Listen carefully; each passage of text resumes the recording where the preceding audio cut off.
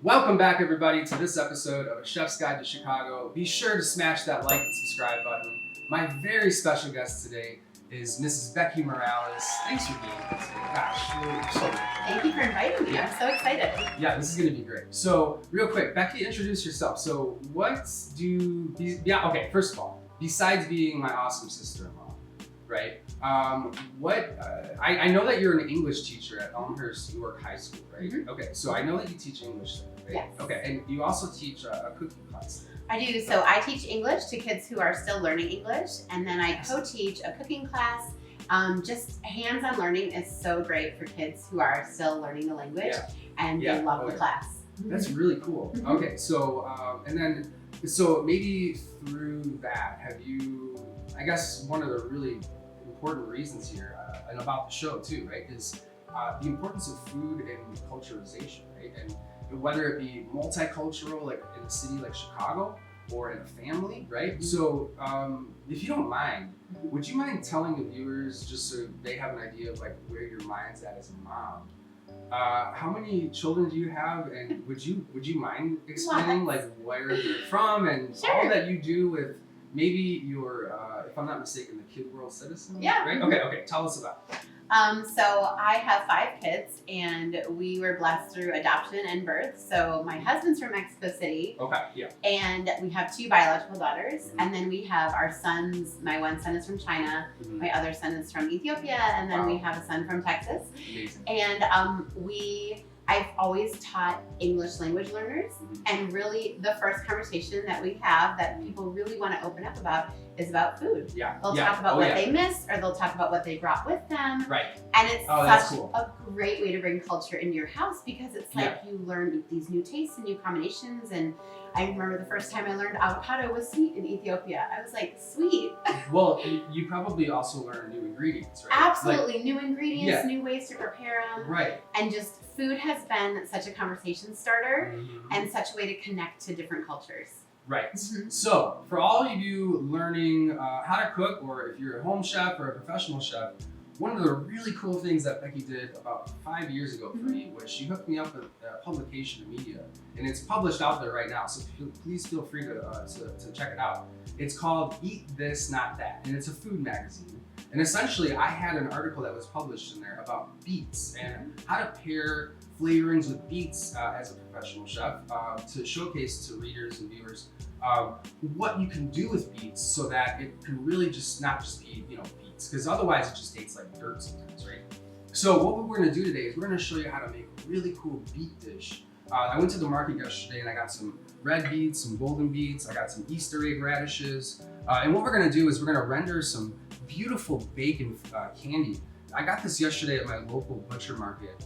So I also encourage you real quick to, if you don't have a relationship with your local butcher, to go out, get out there, explore what's in your town or city or neighborhood and what it might have to offer. Yesterday I went in there and I found, I didn't even plan on getting this, I was planning on getting something else. But I got this beautiful bacon candy. Basically it's double smoked, a thick cut of bacon that's double smoked, and it's marinated and coated with brown sugar and maple syrup. So what I'm gonna do is I kind of get upset when I go out and I don't see protein paired with a beet salad. And if it's chicken, I'm not really impressed. So one of the things I really want to showcase today is how to pair this beautiful bacon candy with the beets. So let's go. All right, so Becky, have you ever roasted beets before? I have. Okay. But I kind of just throw them in there. I don't know what the technique is. No. So you probably, like most people, you maybe, I don't know if you even like cut the tops off, but all I've done was taken the liberty of just washing them, right? Cutting off the tops just so you don't really lose a lot of meat. And then you're gonna go ahead, place them on a tin foil, just piece of tin foil there. I like to just use a little bit of olive oil. I like sauce bottles so you can really control what comes out of it. So I'm just gonna do this, and just a quick back and forth. Not a lot. We're not marinating them. We're just coating it, right? So what I want to do then is add some salt, pretty liberally too, because some of this is gonna fall off in the process. So we want to make sure that it just really sticks on there. All right, so this is gonna go. My oven is preheated to 375, which is the roasting temperature. If you put these in at 350, you're gonna bake them, so you don't want to do that. I like to just make a nice tight pocket so that they create like a steam in there as well. And I'm just gonna throw these right in the oven. And so what I've done already was roast these. It'll take about an hour, and I'm just gonna pull these out. We'll let these cool for a minute, but essentially, come on over here. This is what we want to see. You want to see like a nice, see all that steam? Yeah. Yeah. So these are done. Oh yeah, those are done. Those are golden beets? I've never had golden beets. Yeah, so these are the golden beets. Okay. I put them both in there together. If you want to separate them in a different tin foil so that you don't get any mixing of color, it might be a good idea too. But that's the process.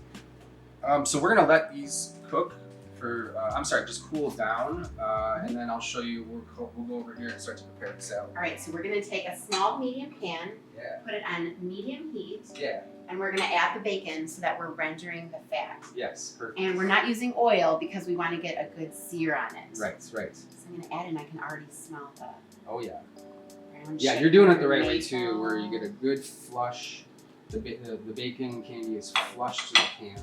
And you get the most surface area down. Now we do want to watch this closely because it's easy to burn, because it is a fat that can kind of, if you don't watch it, it'll smoke and burn pretty quick here.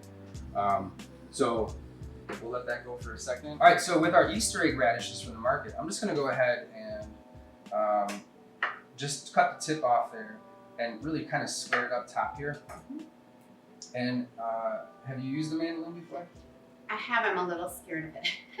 You should be scared because it's easy to get hurt on. I'll tell you that. Take your finger off. Yeah, I'm not kidding. You don't want to do that. All right, you don't want to do that. All right. So watch. I just put this at a thin setting, super thin setting. Tip off, square it up, give it some feet. Once again, just press your fingers down. You get some really beautiful, nice, thin umami for the plate. Really just pops color too. There's really so much to like about radishes. So if you're not a huge fan of radishes, or if you don't have a reason to use it, this would be a really good reason for you to go out to the market and pair it with your beet salad. Okay? All right, so once again, just give it a nice, I like the flush side down so it's easier to handle and control. Otherwise, if you're trying to like do something that's uneven, it can likely, that's where you're gonna run into trouble. And then you should be able to, just go through it like this and just get these nice, beautiful slices that are even and consistent. And even when you're like cutting even just components for a salad, I find it too, like the cuts should be consistent. Okay. Yeah, so like, if you have something sliced thin here, and you have another vegetable, you kind of want to do the same thing. You don't want to, you don't want to have all these different cuts if it doesn't make sense. So keeping consistent cuts throughout whatever component is really, really important. That's so pretty. Yeah. So you see pretty. all the different like colors that the radishes have to offer. So beyond being just really great garnishes, they also taste great too. So we're gonna set these aside and use these. All right, so I hear my bacon. Check this out. This is rendering down. If you want to go ahead and flip those, let's see the color and also some of that bacon, the fat that's coming off. That's perfect. Yeah. It's starting to warm up. Yep. Yeah, there we go. Oh, that's great. Yeah, you can smell the maple coming off of it. I smell the maple and the brown sugar. It smells awesome. So actually, that is really, really important because even though you don't see it, it's in there, you can smell it, and even as you're eating it and pairing it with those beets, that's really where you're gonna find the most exciting bites that's power packed with just flavor. So as you can see, she's getting a really nice sear on this bacon. We want it to be kind of crispy at the end of this because we do want that texture in the bite for the salad as well. Oh, that's the texture we need. Yeah, that's it right there, Becky. Okay, perfect. So go ahead and flip all those. Oh, that's perfect. Look at that sear. Look at that shot. Oh, yes. Look at Look at that. There That's you go. exactly what we want. Okay, great. Now, oh, that looks really so good. batting it out of the park here. Look at that. Ah. And then don't forget, we want to keep the fat that's rendered and use that as part of our vinaigrette, right? Okay, perfect. So, all right, so I'm going to put this on a little bit low because we're almost done here to finish it off. And then let's go ahead and prepare our beets. All right, so I am using a paring knife to peel these gorgeous beets. Oh, that's great. It's such a fall ingredient. Oh my gosh, yeah. If you go to the market right now, you'll find a variety of beets. You'll find, like I said, the golden and the red beets. And don't be afraid, if you just think they taste like dirt and you don't know what to do with it, I encourage you really to try this dish, because you might find that, yes, beets taste the way that they do, but the pairings that I'm offering with this, you might really find that that is the go-to dish for beets. And if you're a chef, you could throw this on your menu or recreate it yourself with this inspiration, and really kind of repurpose beets, right? You know what I mean? Because I feel like it's always there, right? The beets are always there, right? Yeah. They're more in season than others, but they're always there. Yeah. But essentially, how often do we think about them or use them? Right. So I think part of that is that we just don't know what to motivate ourselves to do it with. So hopefully you guys find some inspiration in this. Yes. All right, so once we have these peeled, what we'll do is I'll show you how to cut these so that they can sit on a plate and really just kind of be the star of the show and let everything else do the talking for it, okay? So we got our bacon seared. That's looking great. That's smelling great. We got all our components ready. So after we do this, we'll show you how to put this together. Okay, so I have reserved the bacon fat that we just rendered down, and this is going to be my oil and my fat for the vinaigrette, okay? So I put just a little bit of canola oil in there too to expand the volume. I didn't get a lot, but I got enough for what I need. So the ratio that I always boast of in a vinaigrette, do you know by chance? No, okay, so this is a really easy ratio to learn. All our viewers, you need to pay attention right now, okay? The ratio is 2 parts acid or vinegar to 1 part oil. Okay. So that's the best vinaigrette in almost any capacity that you'll mix. So what we're gonna do here is, just to keep it simple, I've got my blood orange, and I'm gonna get some zest. I wanna make sure that the vinaigrette has some zest, so I washed my blood orange here, just so my zest is nice and clean. I'm gonna go ahead and just get some of this rind on here. Do you ever zest? Limes, lemons, anything? I do limes, yeah. Yeah, okay, so you know the power of a good zest, right? Okay, so here, even just smelling that, right? Like it smells so good. interesting, right? Like so very citrusy, very Mm-hmm. fresh is the key word there, right? So what I like to do is get that zest in there, and I'm gonna actually go ahead and cut this in half, and I'm just like this, half wide, just in half like that. And I'm gonna go ahead and just squeeze out some of this delicious orange here. And that should be about enough for what I need. Yeah, that should be about enough. That's perfect. Yeah. So the orange and the beets are going to go together, and the bacon fat, all those flavors. Yes, everything. Because what I wrote about in the article too is that citrus pairs well with beets to kind of cut that dirt gene that it contains. And whether it's golden or red beets, if it's paired with a citrus vinaigrette, it's gonna reduce that earthiness. Yeah, it's gonna reduce it, and it's gonna actually allow the beet and the tenderness, like the meat of it, to really have like a good bite. Okay. Okay, yeah. So I cut this in half, and once again, just got the zest and the juice in here. So if you don't mind, would you pour that fat in there slowly while I'm stirring it? And what we're gonna do here is we're emulsifying this. That's perfect. We're gonna get a really great vinaigrette with that. Oh, that's literally perfect. And as you can see, as she did that, and as I was whisking, you see how it like kind of thickened up? And it has that viscosity to it now. So that's a really, really great sign that our vinaigrette it has body. Yeah, it has some body, and it also has it's emulsified, so now it'll be able to hold together as it's being tossed or paired with the rest of the components in the salad. Okay, so that's it. That's all it is. So that's how we do that. I'm actually gonna go ahead and put this right back in here, and we're gonna save our vinaigrette for right before we go ahead and pair that salad. So that is that. You want that beautiful, fresh, natural vinaigrette. Just place that right there. So now we have all our components lined up. So I did want to get even a half of a supreme. So what I'm going to do is go ahead and cut this off. I'm just going to cut this rind off like this. Go all the way around. I don't want to get in there. I still want to leave a lot of that meat around the core. Now, if I wanted a supreme in full, I should have cut that in half, but I still do want to get something here. So watch. I'm just going to go ahead. This is a supreme. Basically right there. That's the supreme, okay? And what we want to do is get a few of these little orange segments without that that pulp or that sensation, that white part in there. And we don't need a lot. We just need a few. So we can go ahead and just use this 1/2. This is a really great way to add components to a salad. You could do this with any citrus. I enjoy doing this with lemons for like certain sauces and fishes or chicken. Yum. Yeah. But this is a really great way to do it for the beet salad that we're preparing today. Okay, so Becky, tell us, how long have you been a teacher? I think since the year 2000. Oh my in gosh. different capacities. Really? I've done community colleges and I taught at U of I for a little bit. I was at Really? That's different awesome. like public and private high schools.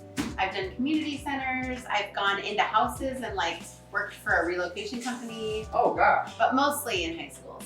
Well, Mostly. it's really great to have you on the show because I'm learning all this cool Thank stuff about it.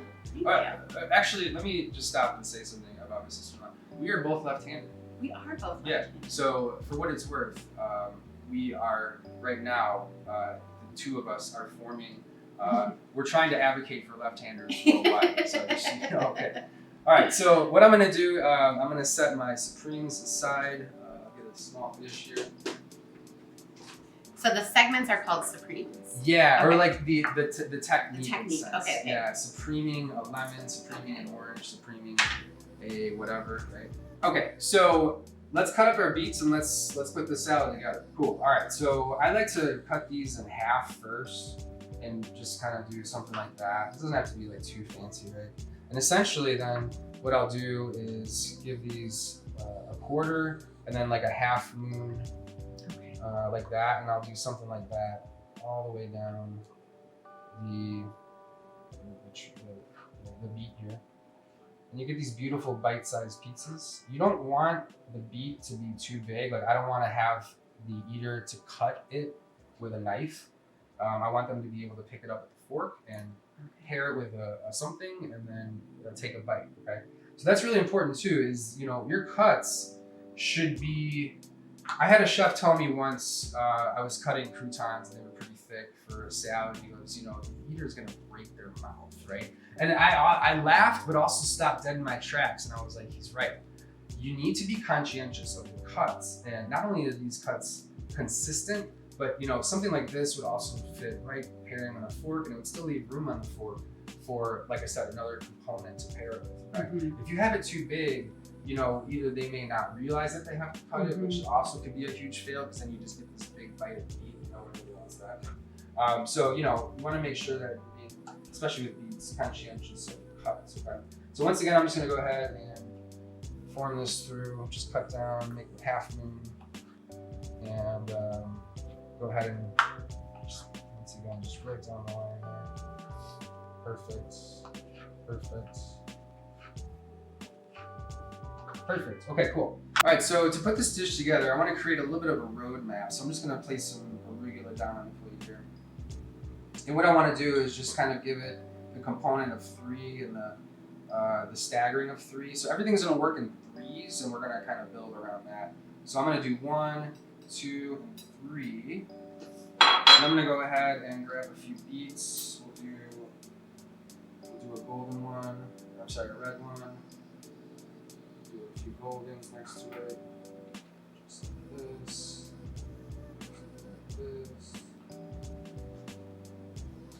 and then just like that. A few of those down there, that's perfect, okay, cool. And then what we're gonna do is also make sure that we have some citrus next to nearly every beet so that we know, the reader knows, or I'm sorry, the eater knows that we want that bite to be in proximity. And you just want to make sure that those colors are there. And you know, I didn't say this earlier, but a quick professional tip: when you slice the radishes, put them in a little bit of water. That'll help blossom the actual radish itself. And I'm going to go ahead and stand that up just like that. I can stand that up just like this. Now, when you cook, do you plate fancy? So with 5 kids, I do not play. That's right. That's right. No. That's I kind of just slop it yeah. up. No. That's exactly what it is, right? So you know, but here's the thing: is you do eat with your eyes first, right? Yes. And your food has always been delicious, Thank you. right? But I often think too that you know even just adding herbs or something that can really make the dish pop, and someone say, "Well, I want to eat that." It's very artistic what you're doing. It looks very creative and artistic. Yeah. And you know, not every dish needs to be I love it. fancy, right? But being a professional chef is just in my nature, right? So okay, so what I'm gonna do then is go ahead and grab some of this delicious protein and place it right next to each little piece of beet here. And yeah, what I like to do is just make sure you get some of that inside of the meat and get some of that texture out there so that we know what we have, the full palette there. And then I'm also gonna add some filberts. I'm gonna go ahead and just really quick, instead of just throwing them whole on there, I'm just gonna chop them down like in half and kind of create, once again, just a nice little bite, just like that. Maybe I'll cut that one in half and just kind of give it some really pretty texture, once again, some components to it to add to the dish. It also, filberts, of course, or any sort of nut, is going to add that crunch to it. So make sure you have a little bit of crunch in there as well. Becky, do you want to go ahead and add some more things to it? Can we add some goat cheese in the middle? Like Sure. So let's do this. Let's do that. Go ahead and cut that up. Let's slice. And then once you place that on there, build around that as well, okay? So put a few things around there. Pretty. Yeah. Use your fancy tweezers. Oh yeah, do it for sure. Have some fun. Okay, let's see here. Yeah. Oh, we got to add the flowers too. Yeah, oh yeah, we totally will, yeah. Yeah.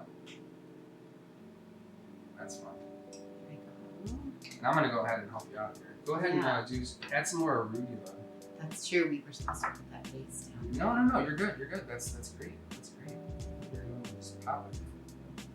I'm just gonna add that goat cheese. Love it. Yeah. So now we have 3, and we're gonna add 1. We're gonna add 2 more. So do me a favor, add a piece of goat cheese here and a piece of goat cheese here. And then what we're gonna do is we're gonna stagger how it's placed on the plate. Oh, that's perfect. Yeah, that's great. That is great. Yeah, that's perfect. Nice. So we'll build around that now. Okay. So we'll go ahead and we'll place a few more hazelnuts around there. Just kind of give it that little extra crunch. Goat cheese. We'll add a little bit more. On this one, let's add some more bacon here. Just kind of move it up. Let's add some another beet right there. Nice job. And then I'm gonna add some red beets over here. That's So pretty. So what we're doing right here is we're building a salad, Okay. right? We're not plating a salad, we're building. Okay. So in a restaurant, this would take some time, right? And you know, usually if you're at I don't want to say a fancy place, but an upper class, I guess fancy place, right? What you'll notice is they'll have all their mise en place ready, and then when the order comes in, they just rock it out. So a lot of these things have been done beforehand, but it's really important to showcase behind the scenes like we're doing, so that the viewers can understand that we're going back to get here. Yeah, for sure. Okay, so let's go ahead and add some more arugula. Let's do one here. Let's do one here. And over here. Nice job.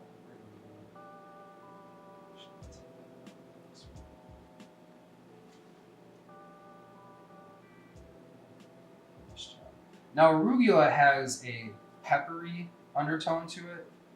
So it's really interesting because what it's also going to do is complement the beets with that earthiness, right? And so when you take a bite into arugula, I don't know if you've had arugula salads alone, but they are peppery. Yeah. Have you noticed that? I love arugula on pizza or Oh yeah, for sure. I like it with prosciutto and maybe an egg or something.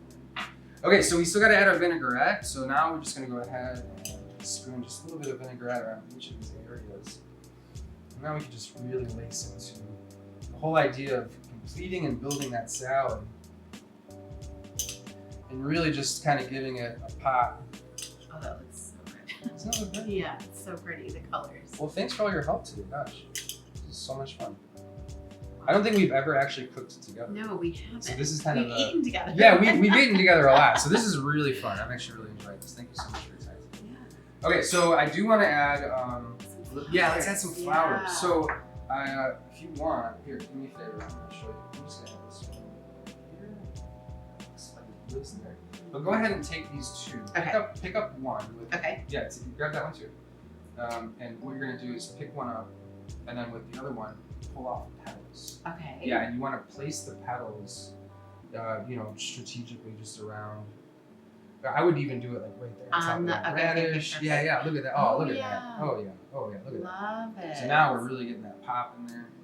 We're building our base on the orange and the red. And we're getting different cues of what the season and the market has to offer.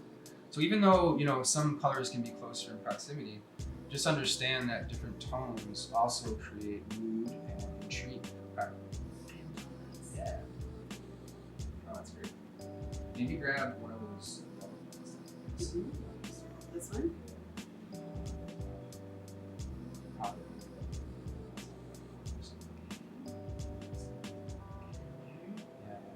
Oh, look at that. That's perfect. Okay, cool. Oh, So actually, I have something else for us. So this is more or less like, this is just fancy. But if you want to be fancy, follow this step then, okay? So it's always fun because people ask me about this all the time. This is edible gold. It's an edible gold sheet. It doesn't really, in my opinion, have any flavor. Okay, so I just want that to be known. Rather, edible gold is typically from Thailand or Asia. So I had it shipped over here. But essentially, it's just a nice garnish. And what I like to do is I'll take, once again, my tweezers, and I'll take a sheet just like this, open it up. And what I'll do with both tweezers then is, because this stuff's pretty tricky to work with. Yeah. It's really, really kind of difficult if you don't have it. If you don't have your technique down on this one, it'll crunch up and kind of get lost. So what I'll do is I'll pull that off like that, place that maybe right on top of the fork or the beet there. Oh my gosh. Just like, I still want to see the pork, so just like that. And then maybe do something like that. A little bit of gold right on top of there.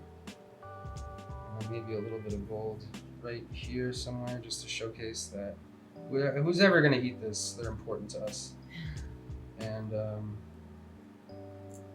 also to, It's so delicate. Yeah, it is. It's pretty, as you can see, right? It's pretty tricky to work with. Yeah. If you want, go ahead and try it. Oh Just, gosh, I don't even know. pull off. There you go. Oh, that was perfect. You landed it perfect. Yeah. Okay, get this piece off. I wouldn't even sweat that. We'll wash it off. That's There great. you go. Oh, that's perfect.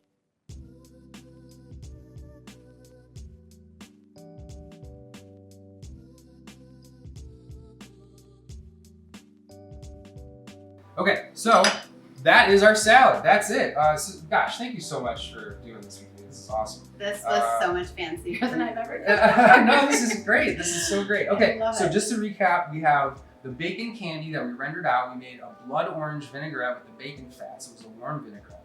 We added the zest and the supreme of the blood orange with the beautiful herb goat cheese, and then the arugula, and then the edible flowers, the radishes from the Easter egg radishes. I think we hit a home run on this one. What do Yeah, you say? I think Okay. so too. Okay, so should we eat it? I think so. Okay, so let's eat. All right. All right, so thanks so much for being here today, and we look forward to cooking with you in the near future. Thanks so much.